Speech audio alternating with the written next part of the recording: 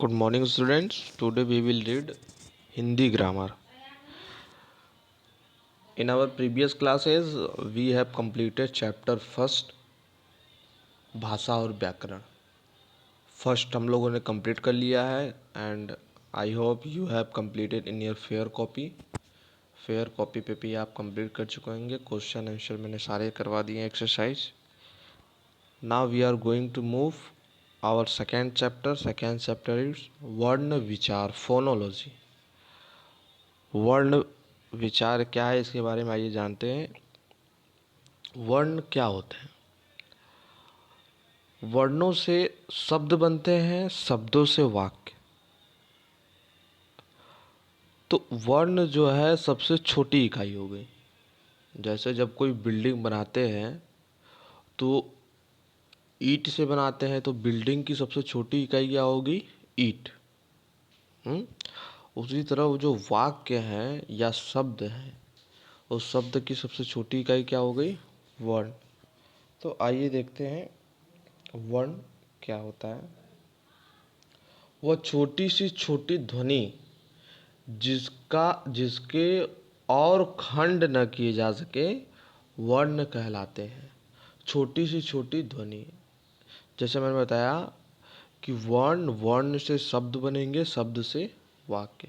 इसी का ठीक अपोजिट कर लें तो वाक्य अगर कोई है तो वो शब्दों से बना है और शब्द वर्ण से. इट मीन्स वर्ण क्या है? सबसे छोटी ध्वनि होगी. अब इससे छोटा कुछ हो ही नहीं सकता. तो वही चीज़ कह रहा है जिसके खंड न किया जा सके. अब उसका कोई, हम उसका खंड नहीं कर सकते हैं उस वर्ण का. ठीक है, आइए. वर्णों के सार्थक समूह शब्दों का निर्माण करते हैं. वर्णमाला में पता है स्वर होते हैं, व्यंजन होते हैं, अयोग वाह, अंग और अह अयोग वाह में आते हैं. उसके बाद आइए देखते हैं हम लोग वर्ण भेद दो प्रकार के होते हैं, स्वर और व्यंजन.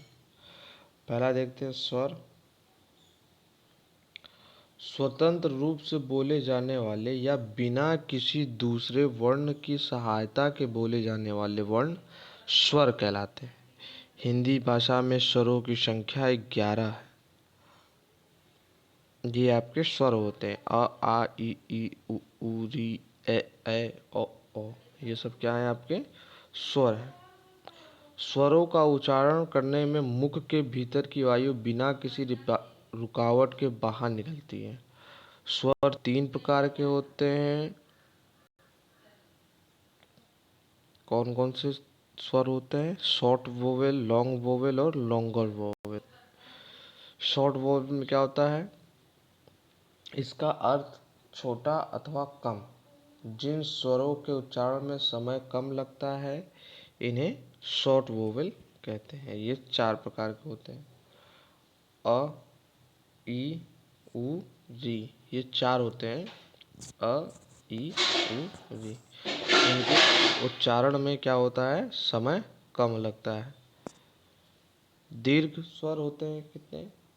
ये दीर्घ का अर्थ है बड़ा या अधिक. जिन स्वरों के उच्चारण में अधिक अधिक मतलब किसका? शॉर्ट वोवेल से ज़्यादा समय जिससे लगता है. हाँ, शॉर्ट वोवेल से ज़्यादा समय लगता है उन्हें दीर्घ स्वर कहते हैं. जैसे आ, ई, उ, ए, ओ, औ. ये दीर्घ स्वर होते हैं. दीर्घ स्वर को संयुक्त स्वर भी कहा जाता है. क्यों संयुक्त स्वर किया जाता है? क्योंकि जैसे आ है, आ क्या है? आपका दीर्घ स्वर है. तो अ प्लस अ और अ को जोड़ेंगे तो क्या हो जाएगा? आ. बड़ी ई है तो छोटी ई प्लस छोटी ई क्या हो जाएगी? बड़ी. बड़ा ऊ है, छोटा ऊ प्लस बड़ा ऊ. छोटा ऊ प्लस छोटा ऊ कितना क्या हो जाएगा? बड़ा ऊ. आइए लॉन्गर स्वर क्या होता है? लॉन्गर स्वर के उच्चारण में दीर्घ स्वरों से अधिक समय लगता है. मतलब सबसे कम शॉर्ट वोवेल में फिर उससे ज़्यादा लॉन्ग वोवेल में, फिर उससे ज़्यादा लॉन्गर वोवेल में समय लगता है। तो उच्चारण के टाइम के आधार पे, मतलब उसके बोलने के समय के आधार पे, किसमें कितना ज़्यादा समय लग रहा है, उसके हिसाब से स्वर को 3 भागों में बांटा गया है: short vowel, long vowel and longer vowel. आइए देखते हैं स्वरों की मात्राएं।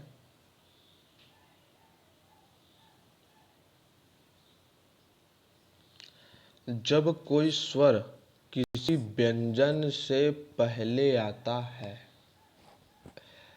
फिर से सुनिएगा, जब कोई स्वर व्यंजन से पहले आता है तो उसका रूप अपरिवर्तनीय रहता है, मतलब वो बदलेगा नहीं, परिवर्तन नहीं होगा। परंतु व्यंजन के बाद आने वाले स्वर का रूप बदल जाता है। व्यंजन के बाद अगर स्वर आएगा तो उसका रूप बदल जाएगा। इस बदले हुए रूप को मात्रा कहते हैं। जैसे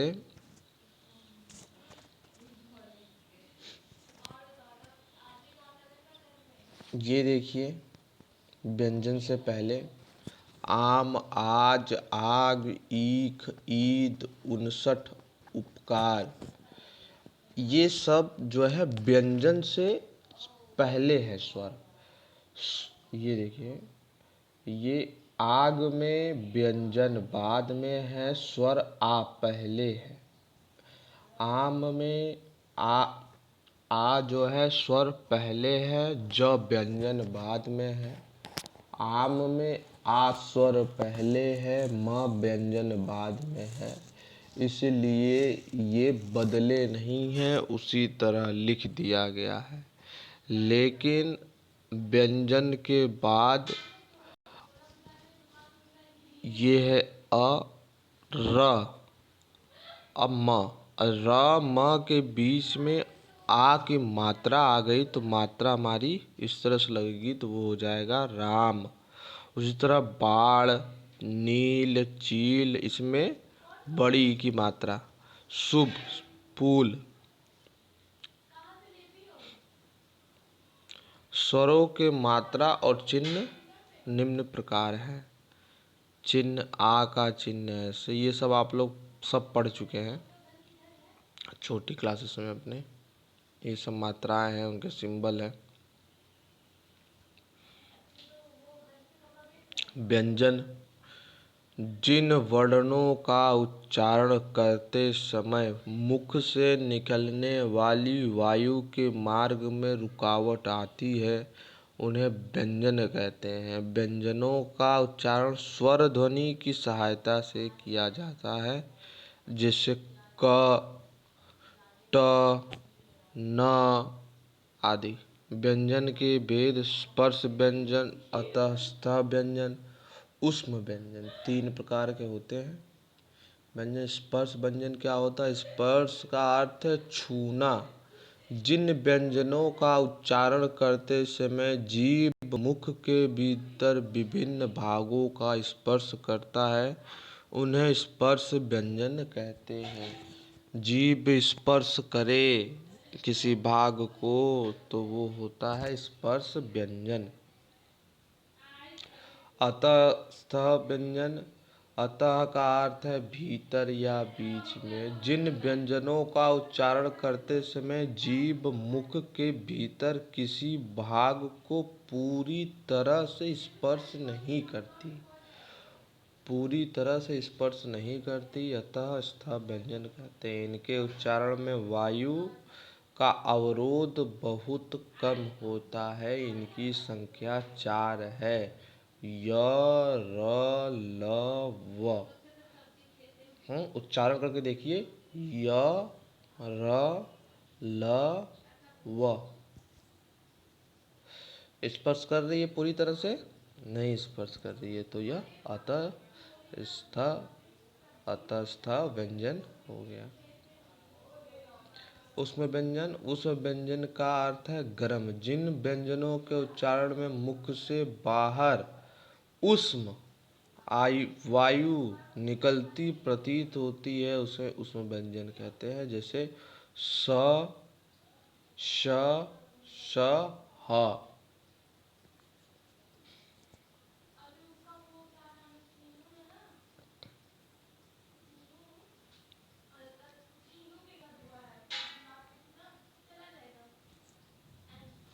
घर पे इसको रिवीजन करिएगा बेटा, तभी वो समझ में आएगा आप लोगों को। ठीक है, तो आज के लिए इतना ही करते हैं। Now in our next video we will read next topic, आगे का टॉपिक पढ़ेंगे। तो आज हम लोगों ने क्या क्या पढ़ा? स्वर और व्यंजन। स्वर कितने प्रकार के होते हैं, व्यंजन कितने प्रकार के होते हैं, ये सब हम लोगों ने पढ़ा। वर्ण क्या होता है, ये सब आप लोग रिवीजन कर लीजिएगा और घर पे बैठ के खुद से पढ़िएगा, तभी आएगा। विदाउट रिवीजन फिर वो आप धीरे धीरे भूल जाए।